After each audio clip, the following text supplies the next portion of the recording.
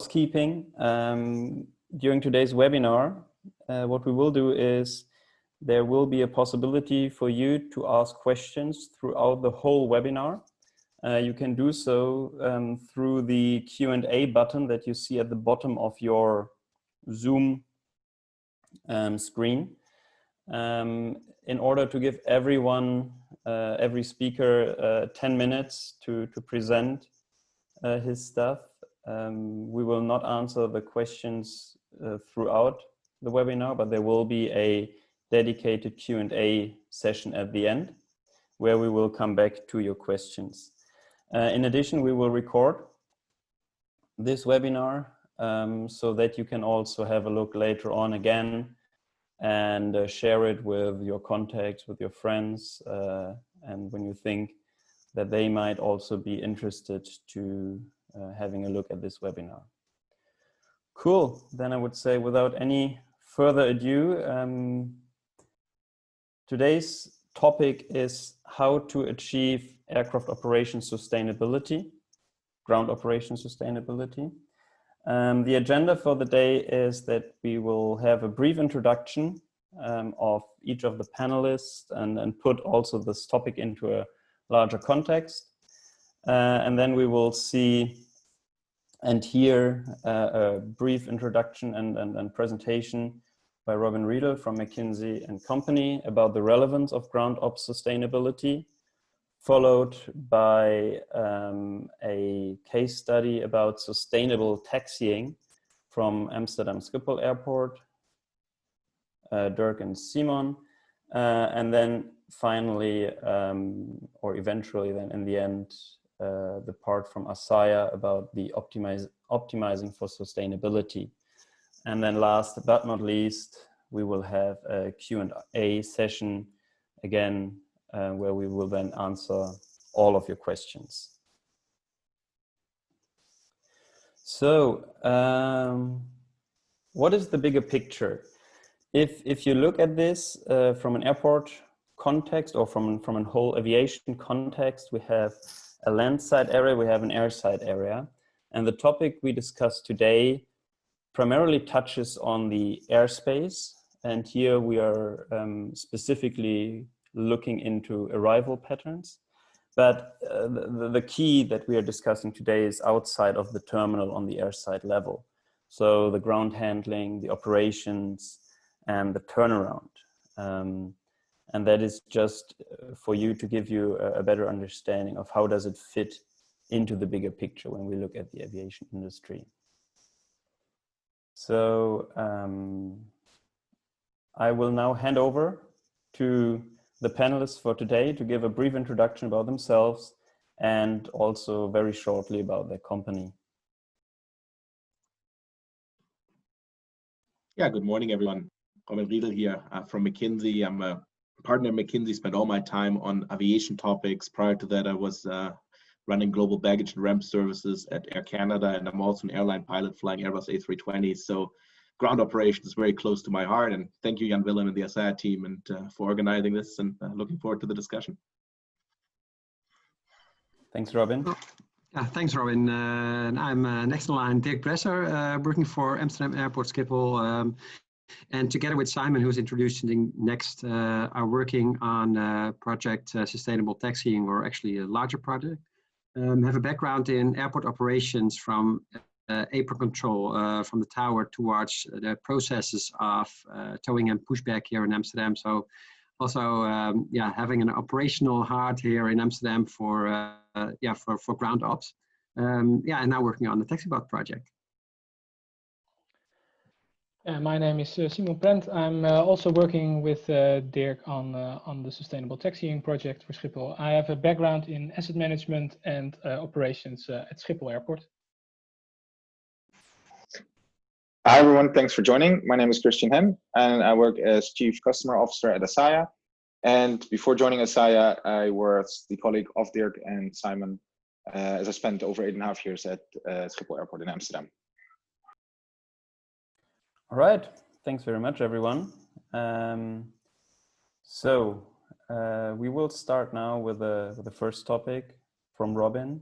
relevance of ground ops sustainability, giving us some kind of introduction and overview why this topic that we discuss about today is so important. Robin, please. Yeah, thank you, Jan Willem. So as Jan Willem said, we'll talk a little bit about why do we care and what's the bigger landscape for ground ops sustainability. But maybe 4 key messages here we'll go through. I think one, sustainability is a key strategic concern right now for civil aviation. I think over the last years, we've seen these increase, and despite COVID-19, which is a horrible humanitarian crisis, it remains a top of mind topic in the industry. I think secondly, ground operations actually does matter, right? While we burn a lot more fuel in flight, there's still a significant amount burned on the ground, and we'll go a little bit in the details here. We do think there's a lot of inefficiencies. We work with quite a number of airlines and airports around the world to look at those and eliminate them, but it is quite obvious that there's still work to be done. And then lastly, what we're finding is that even though the levers of how to fix this are pretty well known, the getting it done actually requires a lot of teamwork and a number of other things that we'll talk about. So with that, let's jump into some of the details here. We've put together a few facts on the landscape of sustainability here. And if you're more interested in more details, we've recently published a white paper on the topic you can find on our website. But to very quickly go through some of this, we've done a big consumer survey, and about 50% of customers are actually concerned about the CO2 emissions of their flights. We were quite surprised by that when we did the research. We thought it would be a lower number, and we also thought that geographically there would be much more of a difference than we saw. But even in geographies where you haven't seen as much public outcry, we see quite some concern amongst travelers. I think investors are also getting increasingly concerned. I mean, we see the inflows into ESG focused funds is significant, but even if you just look at earning calls and how much management teams discuss sustainability with analysts, we've seen a massive increase in that over the last years.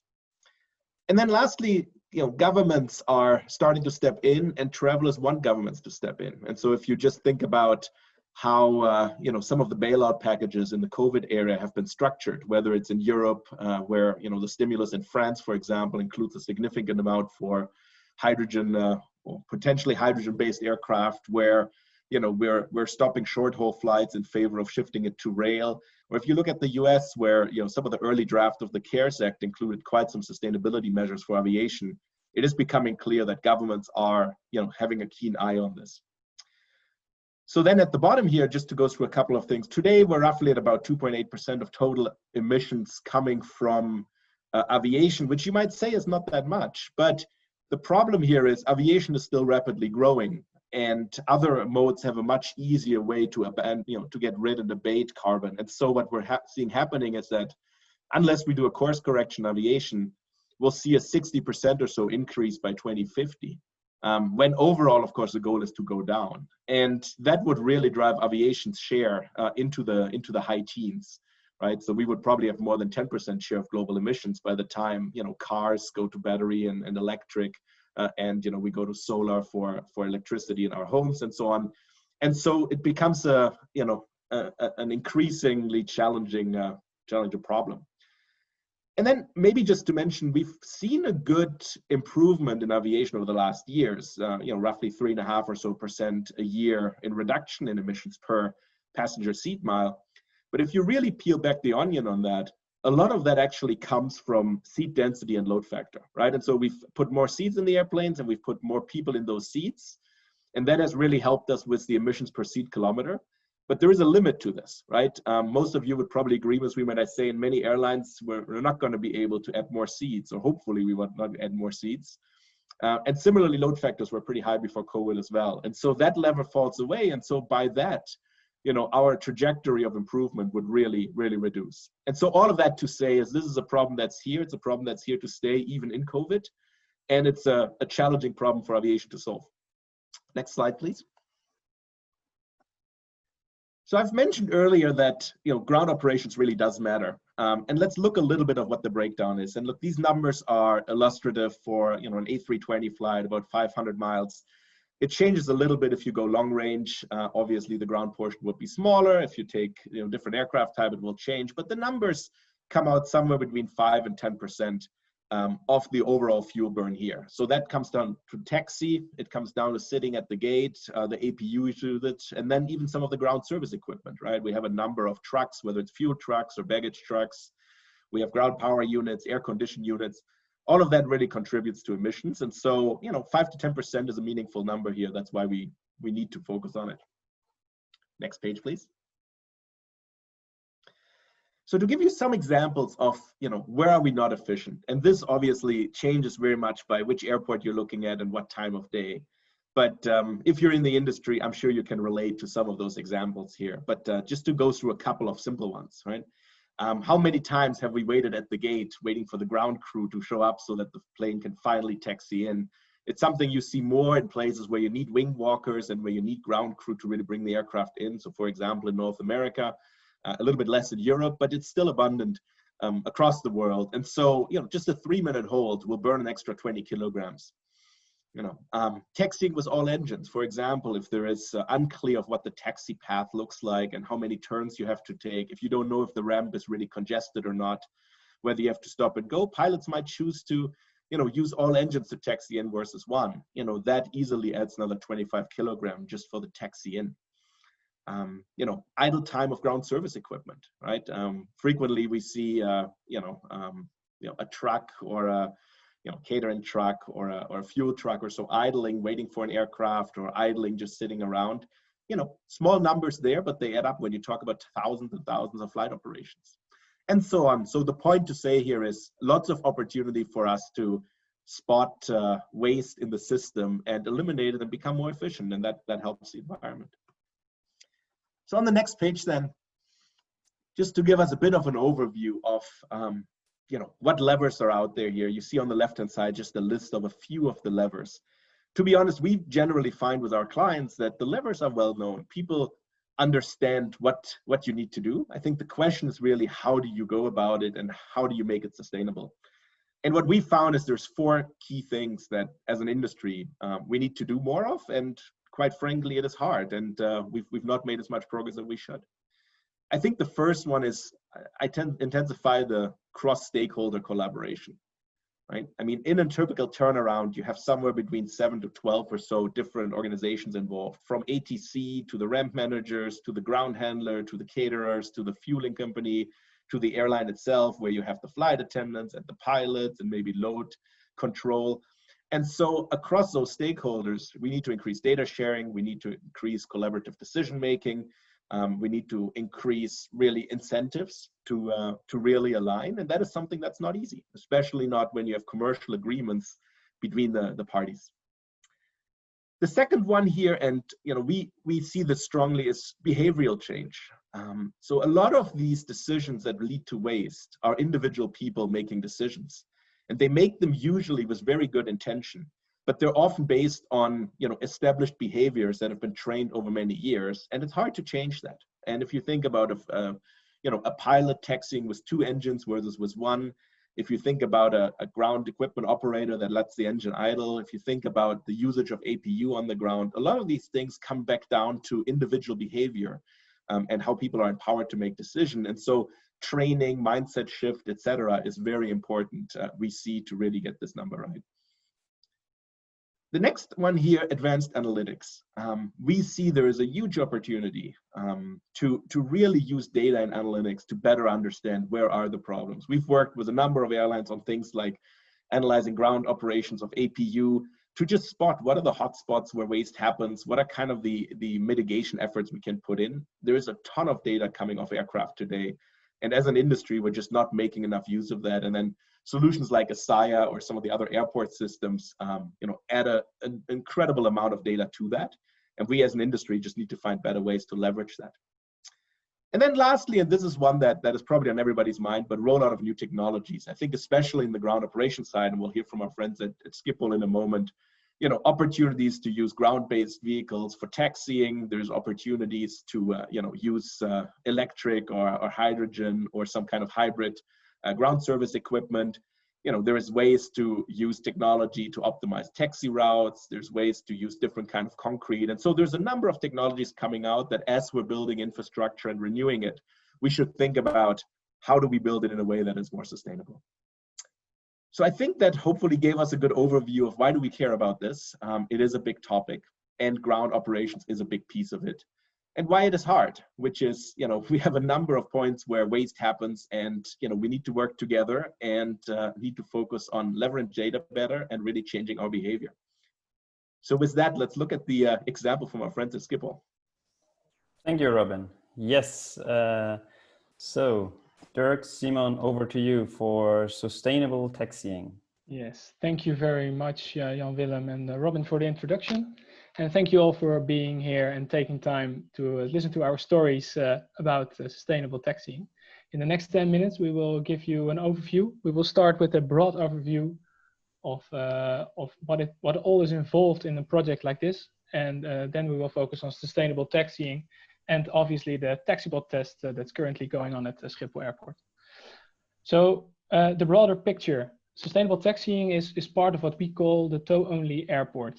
And that is a project name, which means that we have the ambition to move all aircraft from A to B. So that means from gate to runway or runway to gate with autonomous zero emission devices. And well, the question is why so difficult? Why not just do sustainable taxiing, talk about sustainable taxiing and well, finish there?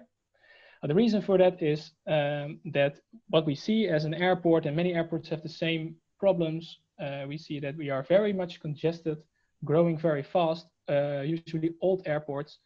And we see that we are more and more capacity constrained at the airport. And while being so, safety is under an increasing pressure. And safety and capacity are a very delicate balance that I think most airports are involved with. Now, if we add to that delicate balance sustainable taxiing, we also add more complexity and different processes to the airport. And whether we would like it or not, processes that are usually done at a certain location will be performed somewhere else. Maybe they go faster, they go slower. Everything changes. We will get back to that later on in our part of the taxibot. But then sustainable taxiing is actually influencing the delicate balance within the airport. And therefore it's important not to only to look at sustainable taxiing itself, but also to look at the safety and capacity in order to have an integral solution for the airport. And what we see is that there are three enablers, the three key enablers for change that enable this project to work out. And the first one, obviously, sustainability, which we will talk elaborately on today.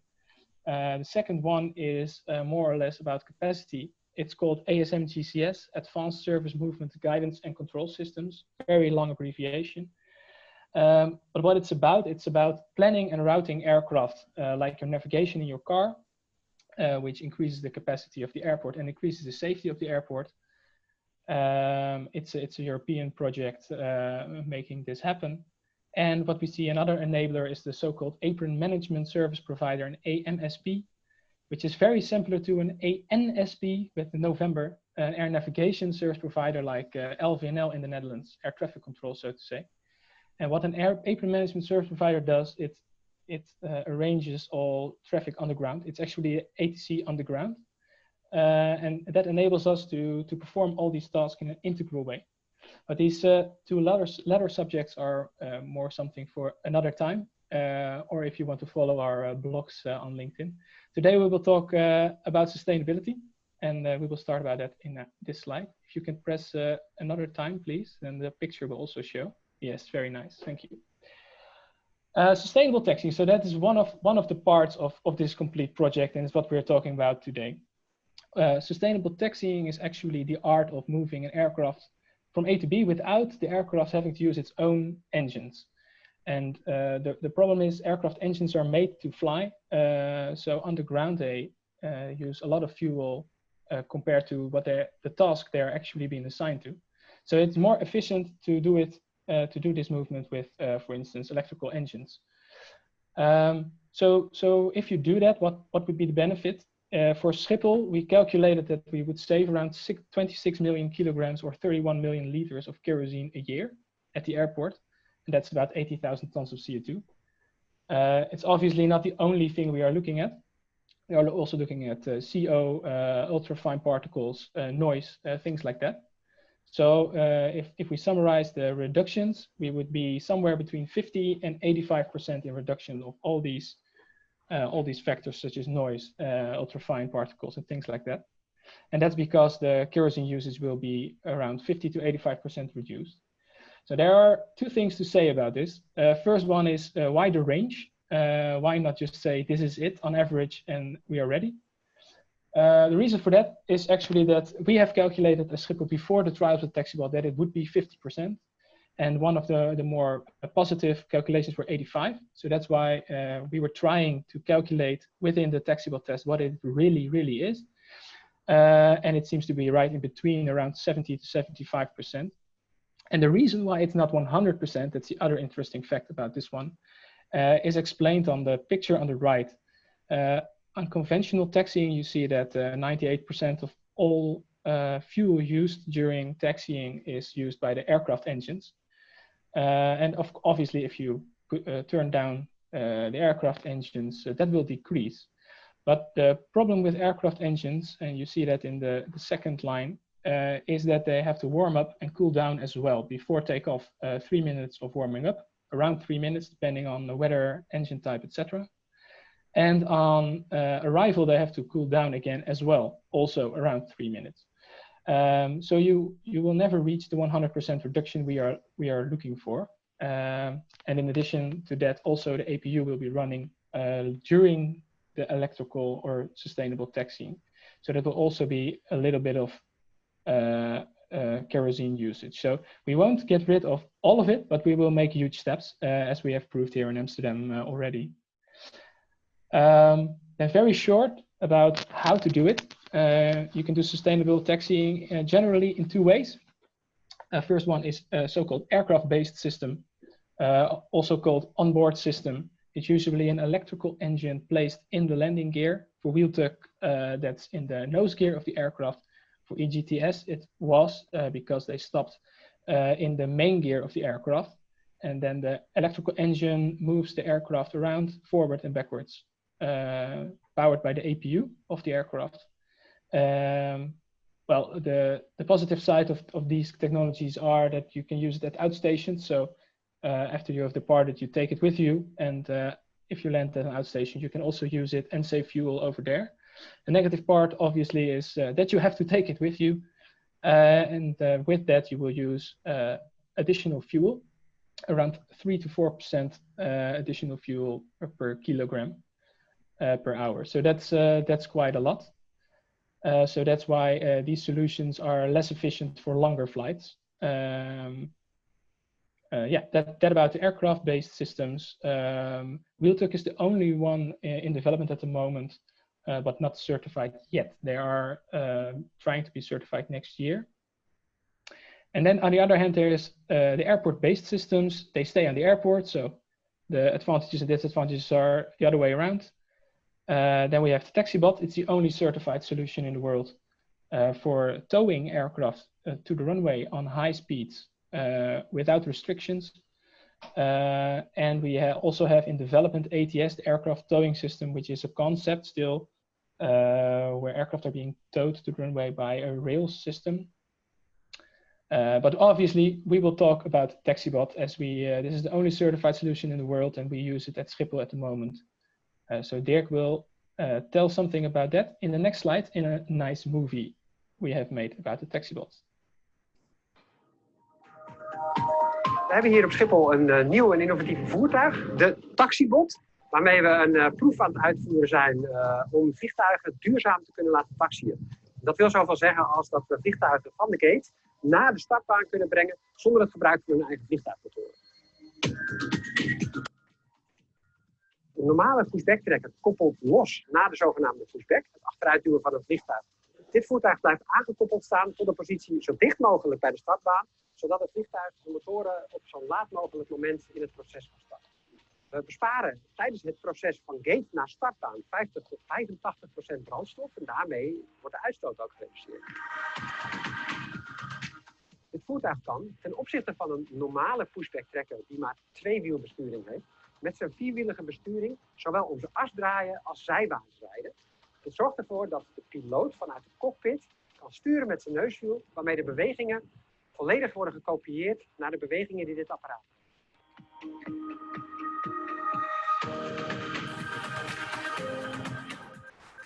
Taxiën gaat vrij snel. In de luchtvaart spreken we van knopen. Het zijn 22 knopen. Dat is een krappe 50 km per uur. Het is nu nog een proef, maar we hopen uiteindelijk dat we in de operatie op Schiphol het proces met een dergelijk voertuig ook grootschalig kunnen gaan toepassen.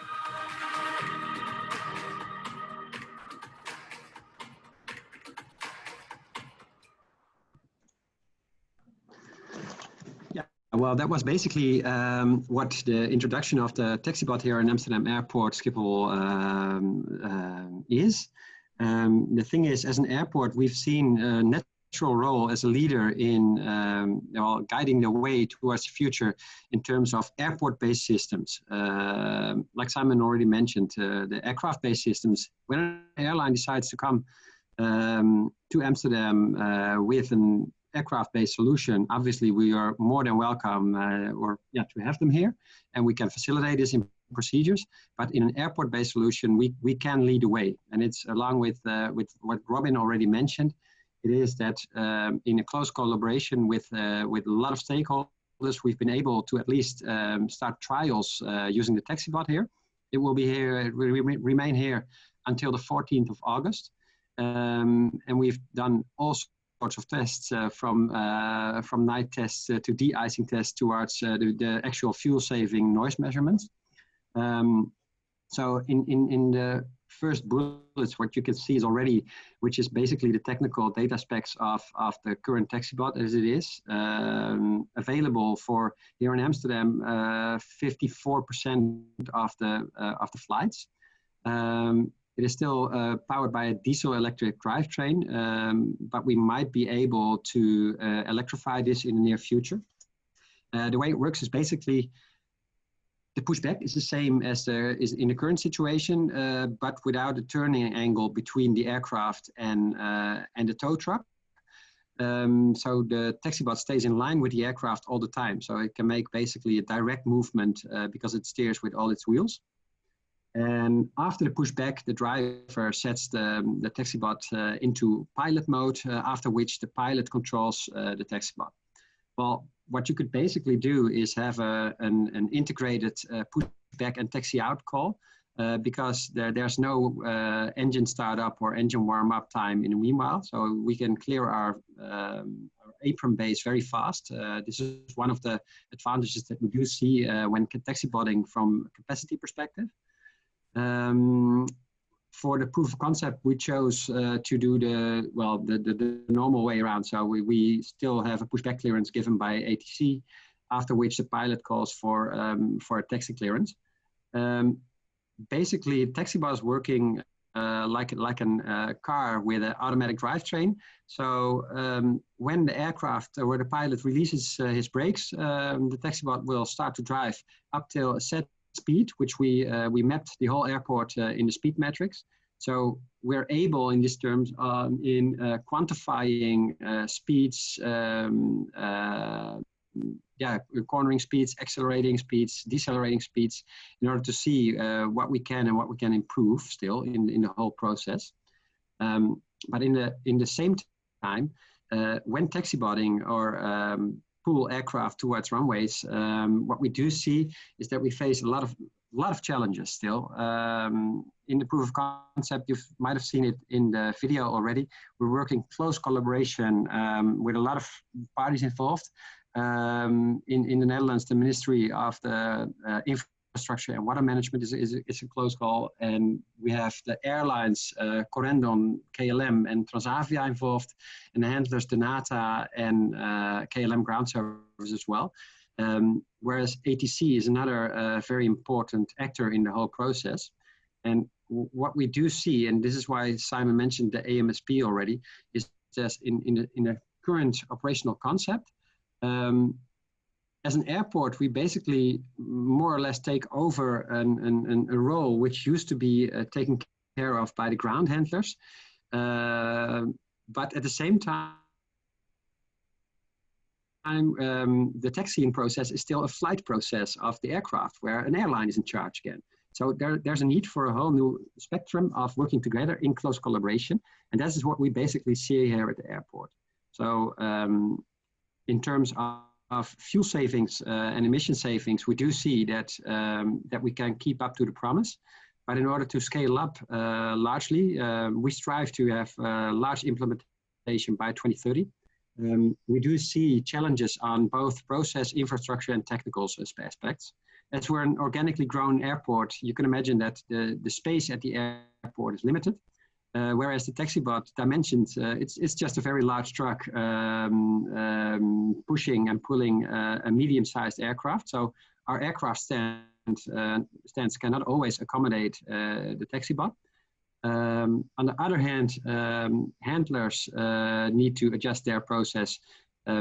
We do have handlers driving the taxibot. They're still necessary in order to get the taxibot driven back towards its origin.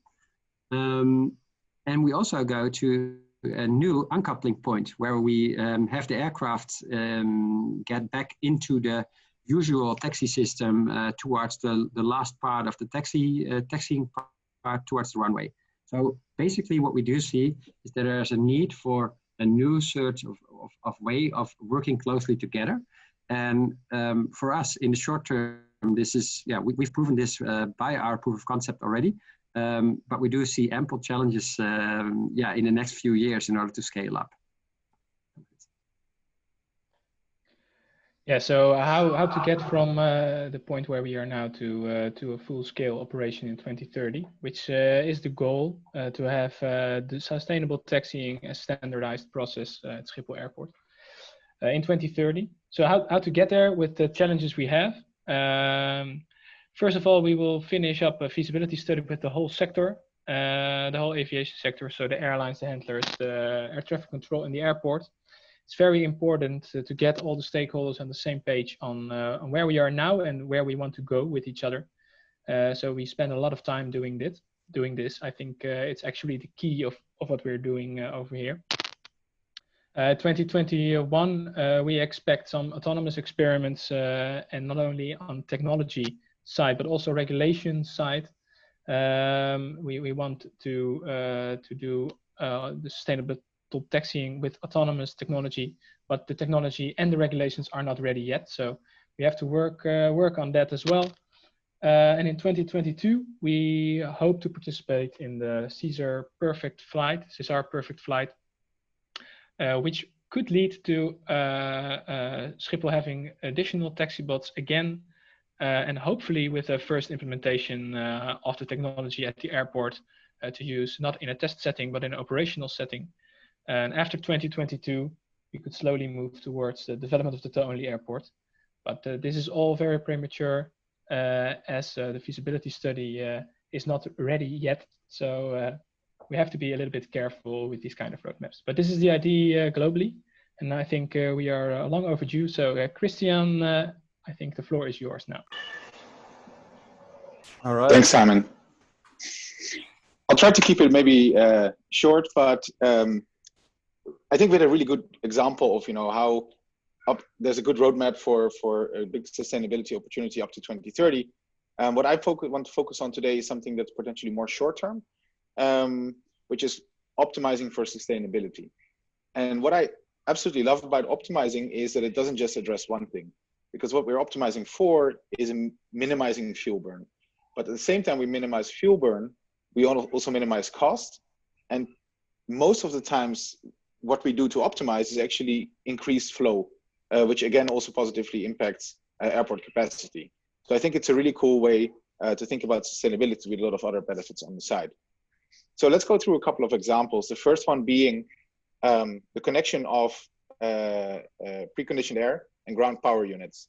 Because one of the things that's important to keep in mind, if you want to optimize, you need to know what's happening. If you don't have visibility, if you don't have data, if you don't have knowledge, it's very hard to optimize because you're basically driving with your eyes closed. So first of all, what we want to do is as an aircraft arrives to the stand, we want to have the PCA and GPU connected as quickly as possible to minimize fuel burn of the aircraft on main engine or APU. And at departure, we want to disconnect these devices as late as possible before the actual departure of the aircraft.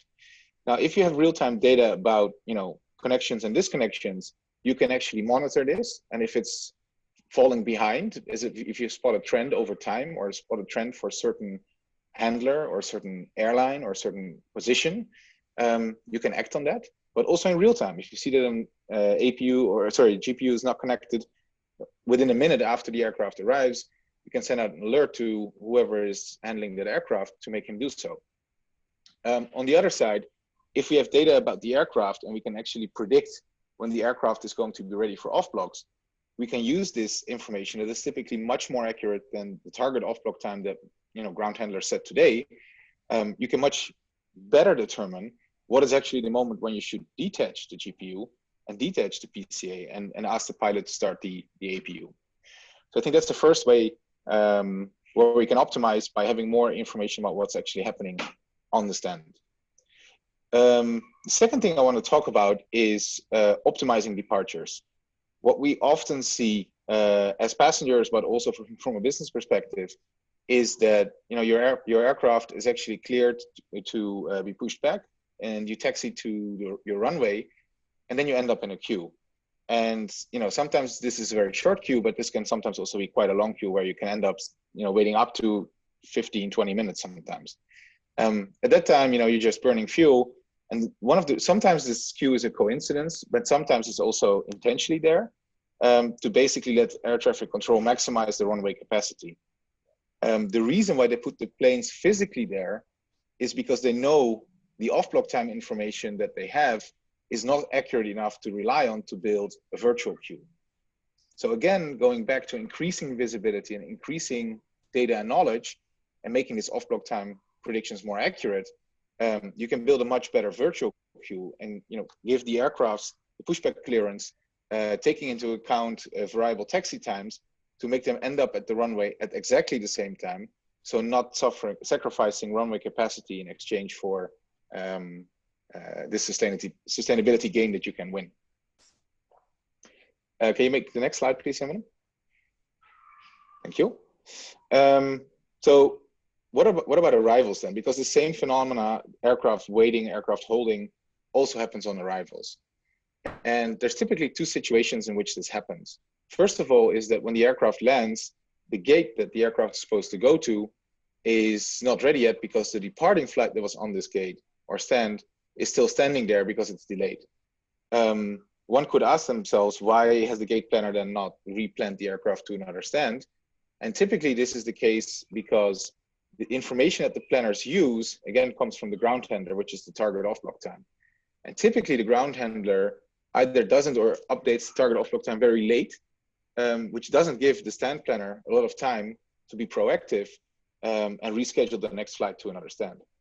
So again, to have an automated target off-block time that is continuously calculated and is more accurate allows stand planners and gate planners to be more proactive in their job. So it's a great tool for them to make sure that they can reroute incoming aircraft and make sure that they're not holding and burning fuel on the apron somewhere.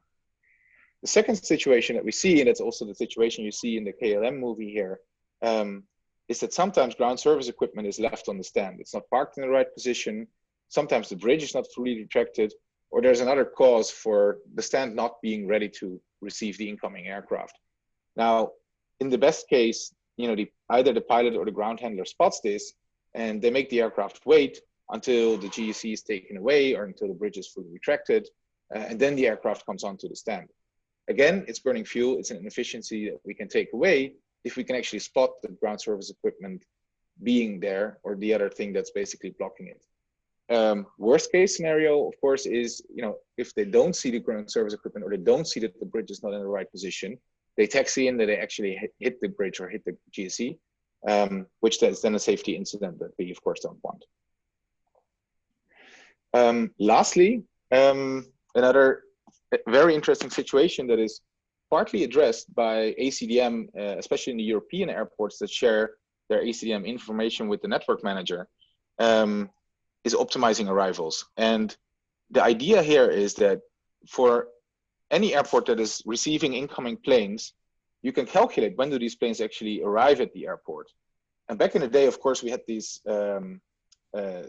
waiting lines or stacks of aircraft waiting in the air, which is probably the worst place to wait because they're burning a lot of fuel.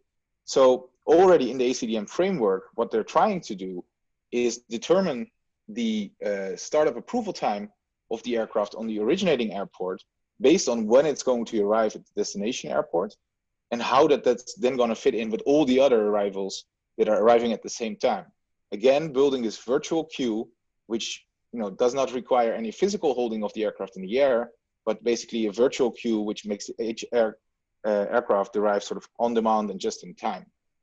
However, this entire exercise again depends on when is an aircraft actually ready, the target off block time, as that is exactly the kind of information that the network planner takes into account to calculate when the aircraft could take off and actually arrive at the airport. So it's actually brilliant that the entire framework, the entire system is already there. And by increasing the input data into these kind of frameworks, we can actually make sure that we improve something that's actually already there. And again, reduce aircrafts holding in the air and burning fuel unnecessarily. So thanks again. That's basically what I wanted to share, where we see potential for optimizing for sustainability by having more accurate data about what's happening in your operations and be in better control of them. And very happy to move on to the Q&A session. All right. Whoops. Piotr, can you please go? Thank you very much. Thank you very much, Chris. Thank you very much, Dirk and Simon. Robin, it was really a very nice presentation of you all. So just to summarize and to give you some of the key takeaways, basically when you look at how you actually achieve aircraft ground operations sustainability, I think one of the key messages that Robin shared is that real change can only be achieved by working together, by collaboration. This will also lead to some form of change management, which is important to break these old habits. And in addition to this, you have to use modern technology in order to get enough data for the analytics part, but also, like in Schiphol, to actually change the way stuff is done today. So in Amsterdam, we saw that the operational test with the taxi bot is a great move into the right direction. Schiphol is definitely leading the way to sustainable taxiing here. But again, coming back to Robin's statement, the scalability of sustainable taxiing can only really be achieved in close collaboration with the whole aviation sector. And then last but not least, that AI-based optimization is required to improve the underlying processes and also the engagement standards, so that even if you move onto new technology, if you don't change the underlying processes, you only reap half of the benefits. With these key takeaways, I would like to move on to the question and answers session. I'm very, very happy about the amount of questions we received. I would like to start with a question received from Tim Turber. He is asking Dirk and Simon, what consideration has been given to the necessary engine warm-up times before departure? Also, for the maintenance and the troubleshooting in case of engine issues, these are easier or more convenient near the gate than opposed to near departure end of runway. So have you had any thoughts? Or I guess you definitely had some thoughts about this, but yeah, what are the results? Yeah, exactly. We did have thoughts on this one before the trials. We had discussions with the airlines on how to do it. For instance, return before airbornes, things like that. and engine trouble, it would be a big problem. But we don't have a short-term solution for this problem. We actually know that it doesn't happen too often. So that makes it a little bit easier. Yeah, well, I'm not completely sure on what to say about this issue. We haven't solved it. We haven't encountered it at the moment. Issues with engine starts or technical issues at the runway. But we do see this problem indeed. Maybe Dirk wants to add up to this. Oh, of course I will. Yeah. No, we've been thinking a lot about this. The thing is, usually before engine startup, the EGTs, everything has been checked. In fact, to be very honest with you, one of the first flights we had was a return before airborne flight with a technical issue after long storage. What we do see is it is a bit of the same, like that the current taxibot is still running on diesel. It's not perfect yet. We decided to start with kind of the happy flow in order to see what the percentage of flights is where we are able to, which we can be able to facilitate. In regards to the question about the necessary engine warm-up times, we took a very broad spectrum between 2 and 7 minutes, depending on whether it's a geared turbofan or engine type or whatsoever. So we were basically, we don't want to promise too promising results. We want to show the real picture. And up till now, we've had only one technical issue with an aircraft while taxibotting. But obviously, this is the case. In the general process as well. In a normal process, we also have return before airborne. Sometimes we even have to tow an aircraft back to the stand or whatsoever. So it's not perfect yet, and we will have some issues with this. And yeah, it's inconvenient, but nothing more than that for now. All right, thanks a lot for your response to this. Robin, here's a very intriguing question from Sofia Rivas Herrera. With the current crisis, many airports have shifted their priority of terminal expansion projects to improve their cash position and resilience in the upcoming years. Do you think this could be a driver or incentive towards focusing on sustainability, or rather a deterrent for it? It's a fantastic question, Sophia. Thanks for asking it. And the question, by the way, is not just relevant for airports, but also for airlines and ground handlers, which is, as you're focusing on cash preservation and how do you master the crisis, can you really focus on something like sustainability? And I think what we're finding in more and more conversations is that, as the mindset shifts towards sustainability is actually core and important, not a nice to have, people embrace the crisis as a great catalyst for change, right? If you think about it, this is going to be the biggest catalyst, the biggest change we'll ever see in our industry in our lifetime. And so leadership teams around the world are thinking about, okay, how do we use this as kind of a reset moment to get rid of some of the things we don't like about the industry, to really implement some of the things we always wanted to, because we now have the opportunity.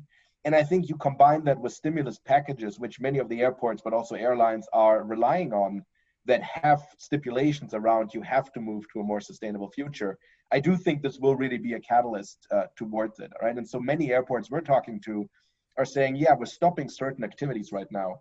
But as we're stopping, we're thinking about the next normal. And in the next normal, we need to be more sustainable. So we'll have to find a way to, do whatever we do in response to the crisis to make us come out of it stronger, right? And so that could be for airlines, retiring older fleets that are more fuel inefficient. It might be really thinking about ground processes at an airport and stepping back and say, okay, as the demand comes back, how do we organize ourselves to actually make it more sustainable to operate? And so, I'm personally very encouraged by many of the discussions around this, because it clearly seems that people have not put sustainability aside and said, look, we need to focus on the crisis and we cannot worry about the environment.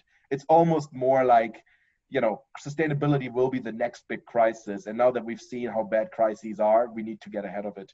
And COVID provides, as bad as everything as it is, it provides a canvas to really drive some change and change some of the processes. All right. Thanks a lot, Robin. Okay, so let's continue. There was quite a lot of questions coming for the taxi bot. There's a very interesting question from Jacques Sol. What is TaxiBot's performance during snow or ice and poor braking actions? Well, nice to have a question of you, Jacques. Good to hear you again, at least. It's an interesting question. In theory, adding weight to nose gear would lead to extra traction on your surface. So you could imagine that higher cornering speeds in slippery conditions or not perfect conditions of taxiways could prevail. We haven't had these winters in the Netherlands for the last decade. So we're looking for ways in order to test this as well. Obviously, from common sense, you could say what I just did, but we still have to test it. All right, thanks. Then maybe Chris, I think that goes into your direction. From Sophia again, the question: what would be the first steps towards digital transformation within airports to achieve operation optimization based on real-time data? That's a great question. I think what's important is to show results. I think there have been a lot of programs and initiatives, innovation, digitization going on in a lot of airports and airlines. And I think many of them have been struggling to show concrete results. I think also the process of innovation, should be probably more structured and rigid, because it's often associated with creativity and just doing and trying things, which is all true. But sort of the documenting, the reporting part is as important, because the only reason why you try is to generate the data that you can then use to make decisions. And I'm pretty sure there's, I think even from the examples that I gave today, what I like about them is that there are already mechanisms, optimization mechanisms in place, but we just know that the input data is not as great. And I think it's important to go step by step. So find first the case that's most valuable to you, then start trying, working with more accurate data, more accurate predictions, and try to measure the outcomes. And I think both bottom up as top down, I think that's going to create the sort of enthusiasm and the conviction in these kind of things. I think a lot of senior leaders in the industry are people that did not grow up using iPads and apps and digital tools. So I think it's even more important that we show them exactly what's happening, because if you have a proper process in place and you generate the right kind of data, then nobody can dispute that. All right, thanks, Chris. Simon and Dirk, I have two questions which are more or less related to each other. So I will ask them both, and then you can maybe answer consolidated onto these questions. The first one comes from Arjan van Vliet. Does a legal base exist for autonomous operations on airside? A possible option for future operations of TaxiBot, I suppose. On public roads in Europe, this is a huge challenge. So we're here talking about the legal base for autonomous operations. And the second question is coming from an anonymous viewer. Pushback is part of the regulated activities regarding the European Regulation 96/67 EC. Which player will be in charge of the TaxiBot pushback? One single ground handler for all the airlines, the different ground handlers for their customers, the airport, ? How do you manage this regarding the contract between ground handlers and airlines? And I think these are two very, very intriguing questions. Yeah, those are indeed very intriguing questions. But back to the basis of being an airport, I guess. We are still the airport, not a ground handler. And it might be even an open invitation to talk about an APRA management service provider in maybe a next session.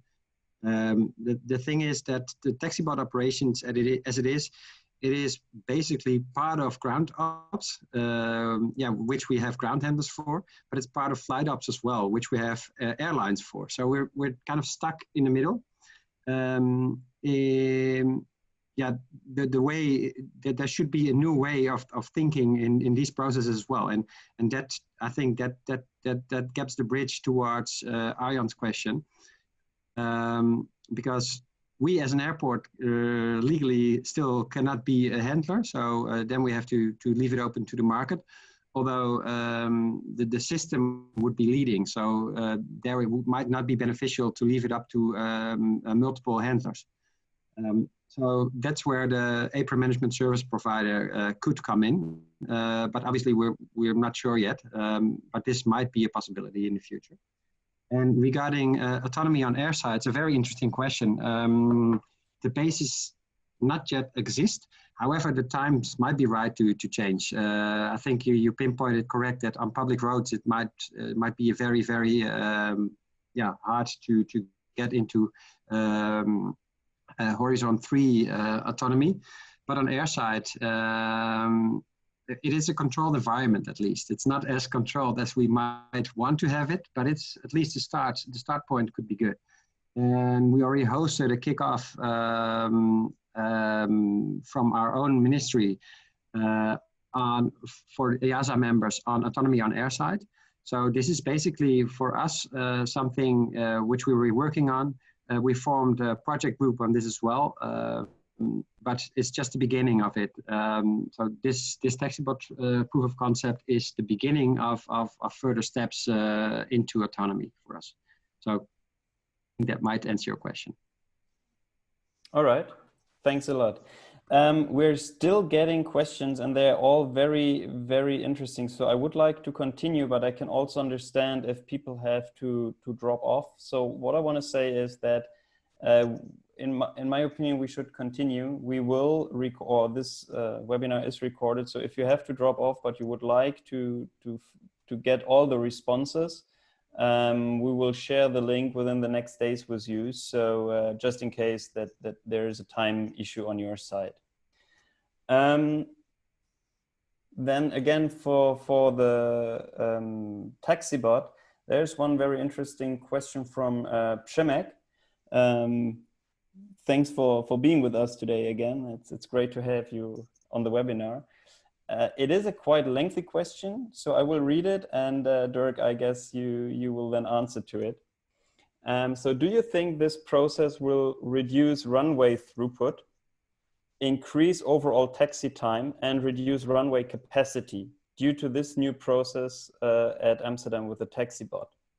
Also, or maybe you can answer this one first, and then we go step by step. Okay, let's do it like this. If I were an air traffic controller, this would be my main concern, I guess, about throughput, CDM, timing issues, and planning issues. Simultaneously on the proof of concept on taxibot with a single taxibot, obviously, we're working on a simulation, and the basis of this is the basic of our capacity planning as an airport on ground operations.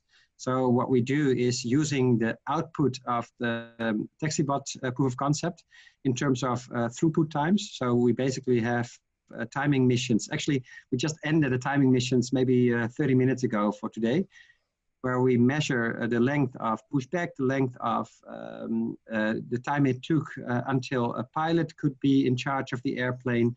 So we know when we measure more than we used to do. We don't know only have our thumbs up signal anymore, but being at the runway, the first results of the simulation show that actually runway capacity is still met. So yeah, that's a short question. I could make it very lengthy if you like, but maybe next time.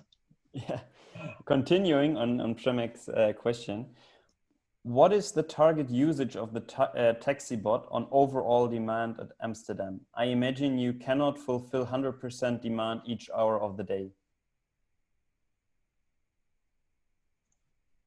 Yeah, very good question. That depends whether we would have enough taxi bots available to foresee or to have all operations. The thing is, we have daily 17 runway combinations here in Amsterdam, so it's kind of hard to predict still whether it's feasible or not to taxi bot towards a certain runway combination. The planability issues that we do have there. That comes all back, I think, to the presentation of Chris as well before.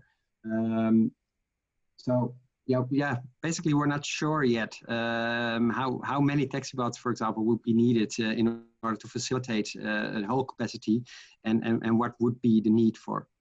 But yeah, more investigation is needed for this, and in the end of this year, we will present a feasibility study on the total, including answering this question.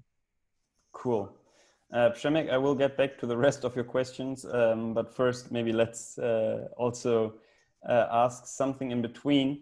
Coming from Jacques Sol again, what is the aircraft insurer's opinion on the taxi bot? Pilot remains fully responsible for the aircraft movement, is that correct? Yes, that is correct, and there was also a concern of the airlines before the trials here at Schiphol. But the fact is that TaxiBot is certified by EASA and is also approved by the ILNT, our regulatory body. So if a thing like that happens, insurers don't care. It's just a part of an aircraft, as any part of the aircraft is. So any airline was able to use it without any restrictions, including leased aircraft. So it was actually no issue at all. In the current TaxiBot phase, that is, and that's also because the pilot is in charge indeed. For the autonomous variant later in the next decade, yeah, that situation might be a little bit more complicated. So we have to solve it as it comes, I guess. Okay, I guess it's like with the regulation, there's not yet 100% coverage of all these things. Exactly. Then from one of the anonymous entries, seeing the evolution of engine technology and electric aircraft being seen as the aircraft of the future, do you see these advancements in technology outweighing the efficiency provided from the taxibot? Shall I answer this one, Dirk? Okay. Well, to be honest, we don't, especially on the shorter term, we don't. What you see is that the airline industry, aircraft industry, is very slow in adapting things. So, for instance, it's an example we always mention. Boeing actually ramped up its Boeing 767 production a couple of months ago. It's a design from the mid-80s, and with new 767s being sold and flying the next 20-25 years, things will move very slowly and will remain to move slowly. So that's the first thing why we don't think this will be an immediate problem. Second thing is that also with electric or maybe hydrogen-powered aircraft, you will have huge advantage with a taxibot, especially if you have it completely integrated in what we call a tow-only airport, because it will also increase your safety and capacity at the airport. And also, if you look at the very short term, if you're running your aircraft engines, you have problems with blast, for instance. And if you don't run your engines, yeah, you obviously don't have blast, which makes the airport safer in very short term. And even with electric engines or hydrogen-powered engines, that advantage will remain. And also with the batteries, we expect, especially at the beginning of this development, you will want to save as much fuel as you can on the ground anyway, in order to have a higher range of the aircraft in the future. So there are a lot of reasons why we are not too worried about this. Okay. Yeah, I guess you're right that fully electric aircraft are probably another 20 to 30 years away, unfortunately. I would like to get back to Przemek and actually connected with one of the questions coming from Jacques. It goes a little bit into the same direction. So first from Przemek, did you look at taxi-in usage as well? What are the pros and cons? And Jacques is asking, the returning taxi bot, so without the aircraft, to the ramp will add to movements on taxiways and possibly runway crossings. How does this add up to increased safety? Runway incursions are still an issue at Schiphol. Yes, and I would like to add another question from Arjen van Vliet. How can Schiphol be leading in the taxibot to this question as well? Let me first start with the inbound, the taxi-in process. Yes, we have considered it, and yes, we also have done well, kind of a test with it to simulate how that would work, and that makes us leading in the taxibot. It's all obviously a little bit a marketing thing, of course. Taxibot is used in India, in Delhi, and in Bangalore. The only locations where it's operational, but only outbound. So we have added some processes and developments to it for Schiphol's things like docking and the whole inbound process. So that is what it makes us leading in our eyes. But obviously, you can argue about it as long as you want.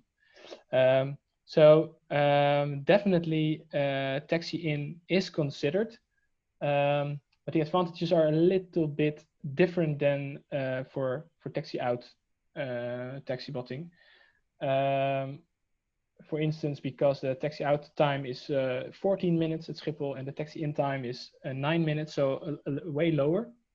And the longer the taxi time, the more benefits you have, obviously, with taxi-botting. So it is a case to make, but the processes are a little bit harder to implement, and the benefits are a little bit less than for outbound aircraft. So that's why we focus, just like many other airports, for the outbound processes. And then about return trips. In the beginning of the presentation, I talked a little bit about safety and capacity, and how that is a very delicate balance. The return trips are one of the things I was implicitly say with that. We have a maximum ground movements at Schiphol, or well, not a real maximum, but we had a report for the Dutch Safety Board a couple of years ago, 2017, which stated that Schiphol cannot grow in terms of ground movements and flights without large changes. They quote unquote say without a future-proof operational concept that mitigates current and future operational risks. So that's a very interesting thing. And while the Dutch Safety Board told us that, we will add ground movements on the airport with the taxibot. As mentioned, obviously the taxibot need to return to the gate somehow. So we are focusing on putting the taxibot on airside roads instead of taxiways as much as possible. But also one of the other problems is the infrastructure at Schiphol. It's very old. It's relatively old. It's small, so it's not very easy to get the taxibots on roads everywhere. So this is actually one of the things I was talking about in my first slide, which if we scale up the taxibot in the future, we'll certainly have problems with, and we need some very, very far-going measures to solve that problem. I hope I answered these questions good enough for now. Yes, absolutely. Przemek, if you don't mind, I would like to have the rest of the questions answered then offline via email by Dirk and Simon in order to move on. And also, it's really great to see that there are still questions coming in, but watching the time, I would like everyone, if you have questions, Piotr, can you please go to the next slide? You can directly ask them to the panelists. You see the contact details here. So what I will do is I will finish with the last 3 remaining questions. One is coming from Vivekanandan. How do the panelists see the impact on airport planning?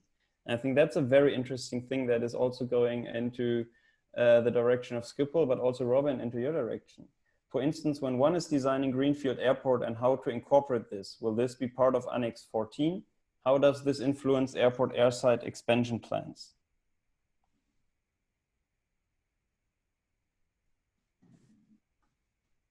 Go ahead, Dirk. If you want to start off, I can add some stuff. Yeah, I was giving you the same opportunity. Now from Schiphol perspective, it is our eventually it is our main goal. This is something to think about after the session as well, I guess, for all participants, to link the runway planning from one side towards the gate planning from our side. So if you talk in terms of airside planning and ramp planning, it is our main goal and main concern to have these incorporated into each other and to see what the field in between would do. So the planning is actually the basis of a system moving forward into autonomy, because the way it works now, like Simon already mentioned, we still have a lot of questions and challenges to face between now and 2030 in order to scale up the process. And yeah, planning and routing in these terms will be preconditional in order to achieve our goals. So that's from our side at Schiphol. Okay. Honestly, I think this question was also more related to the actual airport layout. So sorry, Robin, I was actually no, I mean, it is an interesting question, right? Because I think there's the layout question, how do you deal with runways, etc.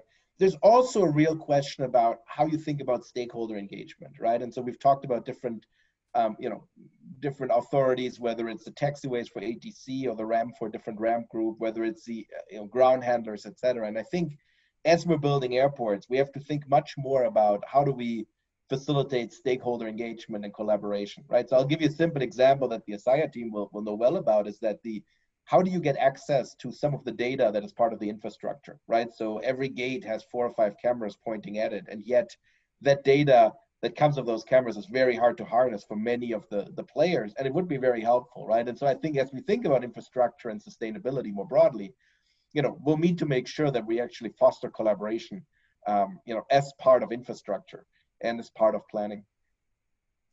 Yeah, and if I may be so free to add on this is exactly the point that we have here in Amsterdam. The way of working together in Europe is already different, and in North America with apron control having a different role than we have it here. It's kind of the same, but at the same time totally different aspects. So you have to look for tailor-made solutions for each airport. But I think this collaboration is key in all aspects for each airport and, well, for the whole sector basically. Yep, amen to these two statements. Okay, then last but not least, these two last questions go again to you, Dirk and Simon, and maybe you can give some brief answers to them. They're not 100% related, but just to save some time, I would like to connect them. One question that is coming is, how is the energy for charging the taxi bots produced? Is it clean energy? If this solution were to be scalable in other airports around the world, how can we ensure the decrease in CO2 emissions from energy production? So it is about charging and how on a scaled level the CO2 reductions can actually be achieved. And the second one is about operations, coming from Ole. Still wondering how you convince the ground handler to take part in your testings and developments. Where is the lever for them as needed capacity is increasing for drivers and equipment? Can you share some of your discussions with them? Yeah, certainly. I can give a short answer to both of these questions. First of all, about the energy need. I think it's good to understand that the taxi bot at the moment is diesel electric. So we put diesel in there, and although it's almost biodiesel, it still is diesel. So that's the first one. We are obviously looking towards a development in for instance, charging electricity with batteries on board, or hydrogen power the taxi bot in the future. And then this is a big problem. Schiphol has 100% clean energy. We have our own windmills somewhere in the country. and that's great. But the point is, for the longer term, is it enough? Do we have enough power to power all these taxi bots? It's actually something we are investigating with our supplier at the moment. So a very interesting one. Yeah, and I think that will be something really interesting for the scaling up. We know that we probably will have enough electricity or clean electricity by 2028. So that's too long from now. So we have to think of ways to speed it up, to do it differently.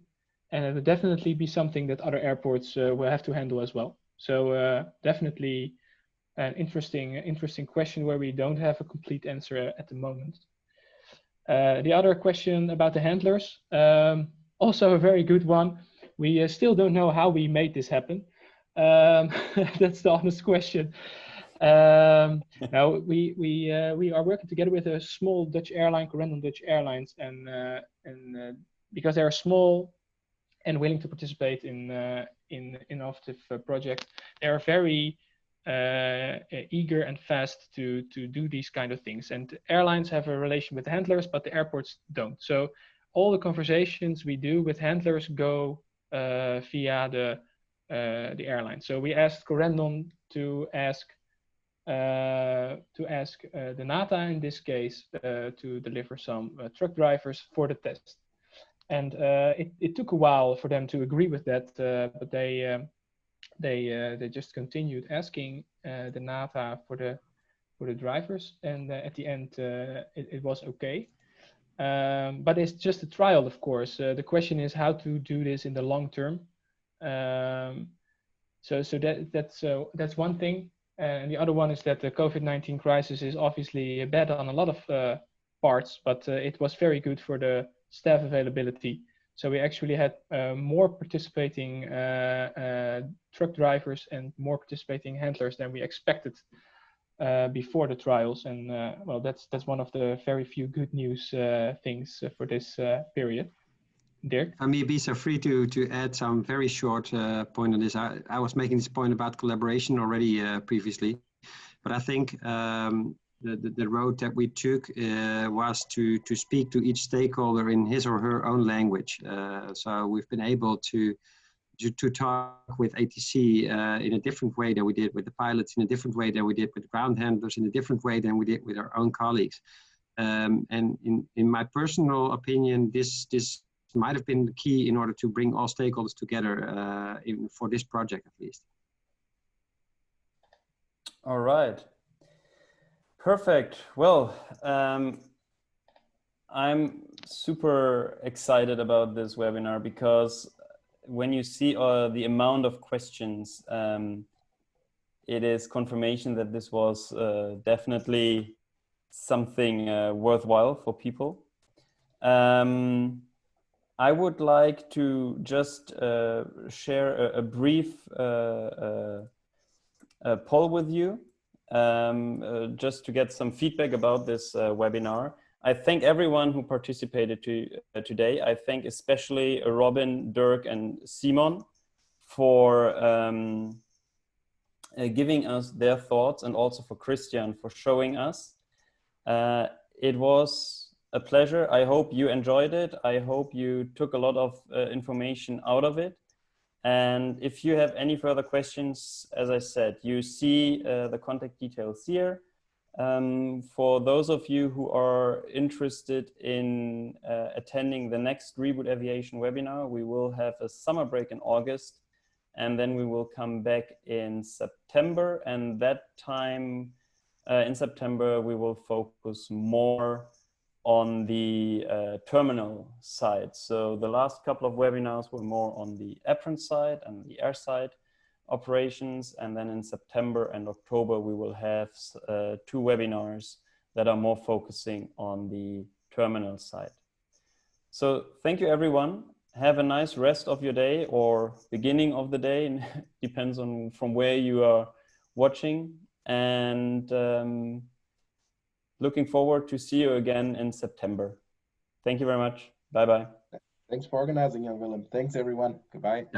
Thank you. Thanks all.